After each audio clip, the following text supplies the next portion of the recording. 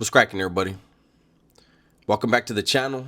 New video. I rep the West to the death, but my life is better. I've shed blood, shed tears, man, I stormed bad weather. I caught an L at 19, that's a cold-ass letter. But now I'm back in the world and trying to make it better forever. They counted me out at a young age, but now I'm living proof. I'm in this booth, I'm spitting truth, you see me on the tube. The Dub Show, homies bounce and roll. The Dub Show. Last night, while I was winding down for bed, it's a little after 1 in the morning. There's a thing I usually do to wind down and go to bed. I usually scroll through the various social medias, different platforms, see what's out there, what's breaking, give me ideas or not, right? And I decided to go over to TikTok, right? I said, let me laugh at some stuff. There's usually a bunch of funny stuff that pops up for me over there. So I go over there and I see a live, right? And it's somebody that I did time with. So I click on it and I'm listening. Now, this is an individual who, like myself, it was our first prison yard. It was 1995, New Folsom. I had got to New Folsom in February of 95. I don't remember if this individual got there before me or at around the same time, but I think it was pretty much around the same time. He might have got there at the end of 94, though. And on the yard, there was probably about 20 of us, 18, 19-year-old kids, man. All with life sentences. And the CDC back then was a completely different animal than it is now, thankfully. Back then, you weren't going to get a trade. You weren't going to get any rehabilitation offered to you. It was going to be very hard to get a job, very hard to get into education. There were no college programs. You had the weights on the yard. And it was basically, you're being warehoused. You're going to sit on that yard until you stab somebody and go to the shoe. That was it. That was your vocation. Being a gangster on the yard. Now, this individual, this person, I'm going to call him B. B was, as I said, he's around the same age as me. We're probably within a year or two of each other. And even though we were, the part of the younger crowd on the yard, we interacted, but we were just, we hung around with different circles. But I would see him every day. Obviously, we're on the yard together every day.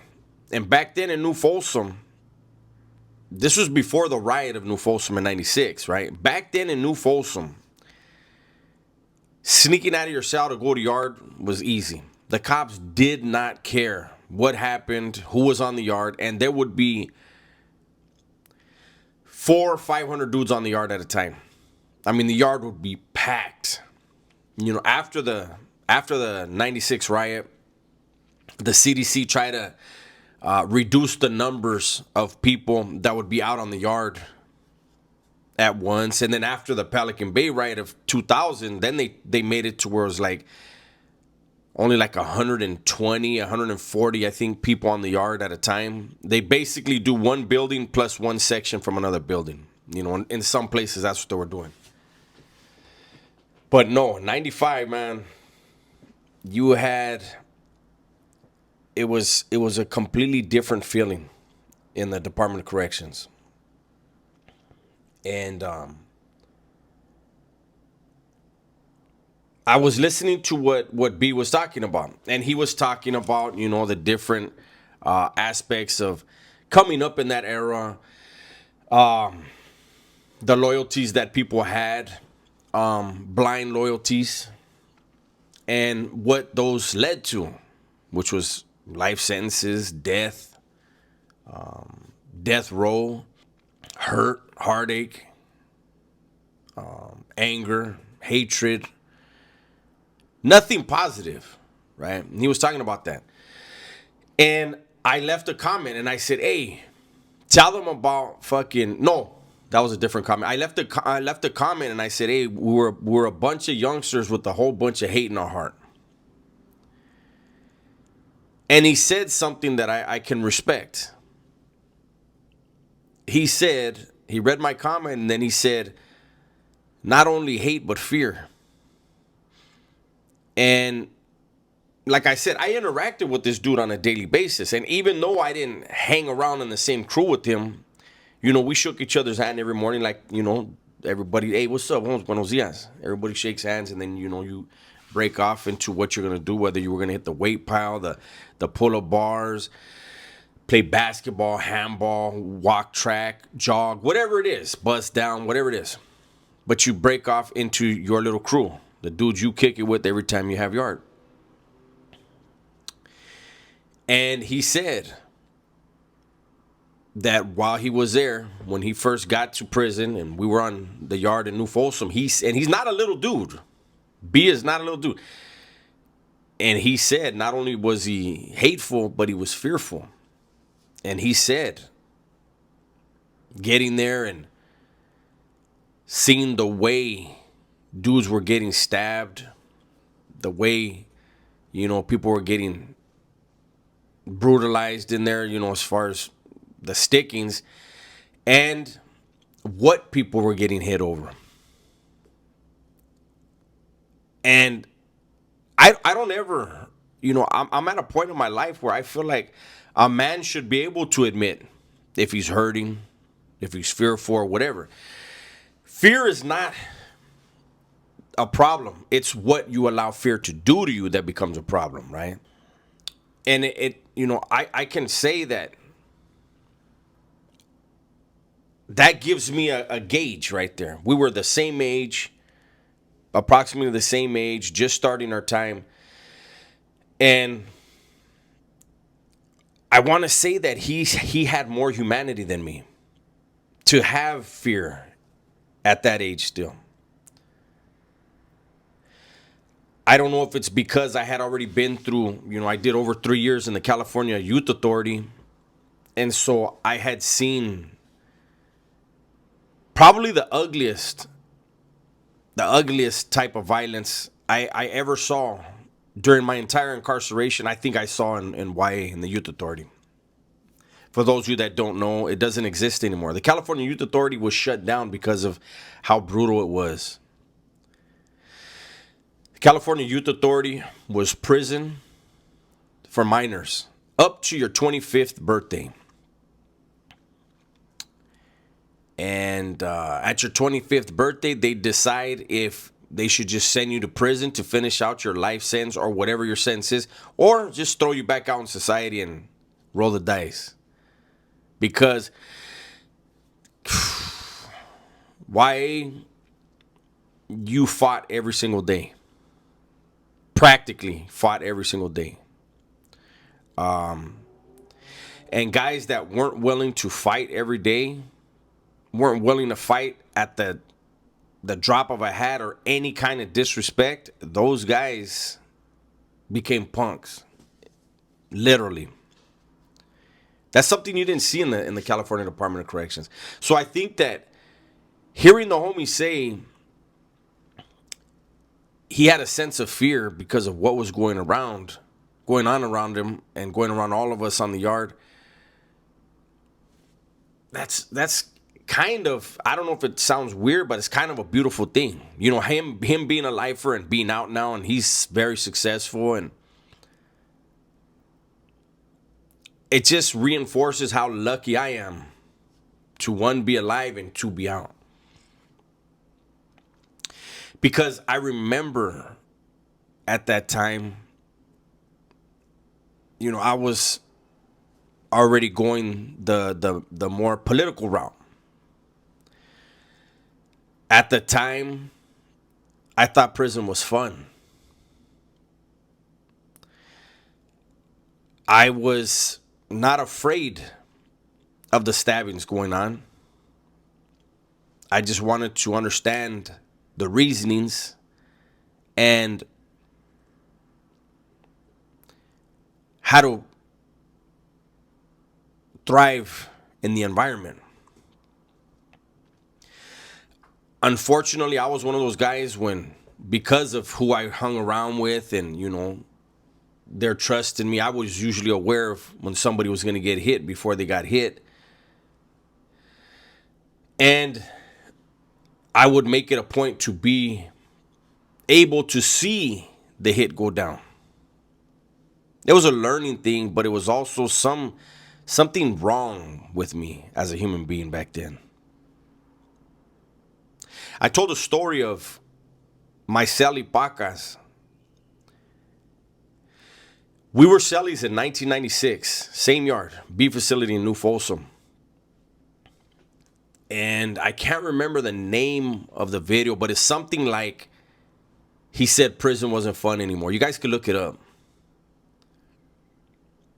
But this guy, being from Pacas, being from Pacoima, he trained at the Benny and the Jets kickboxing academy, right? I don't remember the exact name. People from Pacas will know what I'm talking about. And this dude was vicious with his hands and feet. And he told me a story because he had already been down a while, been to Pelican Bay shoe several times and, put in his work. And he saw that I thought prison was fun. And I learned a lot from that dude, being his cellie. And he told me, you're going to get to a point, homie, where prison ain't going to be fun no more. He told me every time you go to the shoe, he goes, and you got a life sentence. He goes, you're going to be in and out of the shoe. I was 4 different times. But he said, every time you go to the shoe, when you get out of the shoe, the game will be more watered down. Something will have changed, and you're going to have to adjust to it. And he said, it's never going to end. Every time you go to the shoe and you sit back there for a couple years, you get out, you have to readjust. And you're going to realize sooner or later prison ain't fun. And he told me when he found that out himself, when he was in Corcoran shoe, and because he was such a good fighter, his cellie was a really good fighter. Those of you that heard of the gladiator days of Corcoran shoe, the war, he was there for that. And because him and his cellie could fight really good, they would bounce them around, move them from building to building, have them fight the best Crip cellies, the best blood cellies, the best northerner cellies. And they would bet. Cops would bet. Hey, Mike, I got a cell over here that'll dust any cell you got. And he was one of the cells where, in his building, the cops would be like, man, I got a cell that, And that was the thing they were doing. And he said that him and his cellie went out to the yard and it was 2 northerners on the yard. And he said he had that ego, that arrogance. And him and his cellie are thinking, we're going to fuck these dudes up. And they locked horns. Boom, boom, boom, boom. They're going at it. And my cellie tells me, as he's fighting, the guy he's fighting, he's engaged with him. Out of the corner of his eye, he can see his cellie engaged with that northerner cellie. And nobody was giving up an inch. Neither north or south. They were just toe to toe going. Boom, boom, boom, boom. And my cellie said that he was pissed and shocked at the same time in his head. Like, how come they ain't backing up? And then as they're fighting, obviously they're shooting the launcher, right? They're shooting the rubber bullets in there. Boom, boom, boom, boom. The rubber bullets aren't going to stop you unless you want them to, right? So they keep fighting. And then he hears the Mini 14. The shot goes off. Bah! When you're in those shoe yards, those concrete yards, those rounds are extremely loud. He's fighting, the shot goes off, and he's basically in tunnel vision at this point. Focus on the dude he's fighting, the northerner that he's fighting. The northerner finally backs up, jumps back, and he puts his hands up. He's like, hey, hold up. And he tells him, get your celly. He said he looked over and his celly's fucking brains were blown out. The cop had shot his celly in the back of the head. Killed him instantly. And that was the day for him where prison was no longer any fun.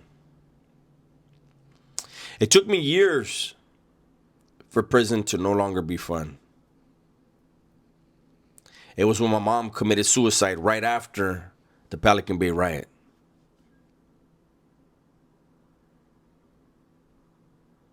Everyone finds out sooner or later prison ain't fun.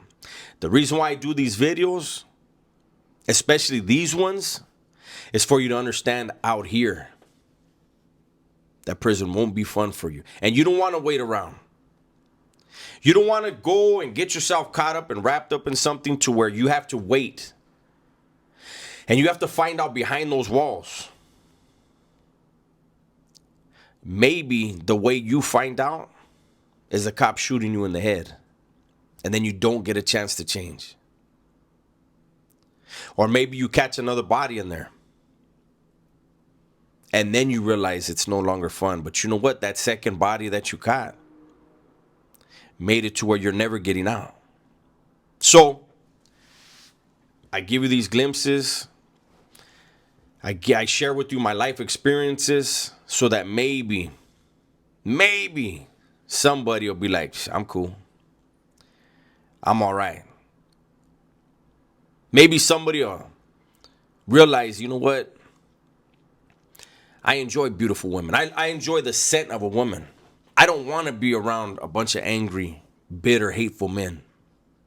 That's what you're going to find in prison. Don't get caught up in all the Hollywood hype of camaraderie and all that. Brotherly love and all that. You can find that out here and it'll be more real. That's my video for today, man. Hopefully you guys enjoyed it. Everybody, please be safe, be smart, and tell the ones you love that you love them, man. I'm out of here.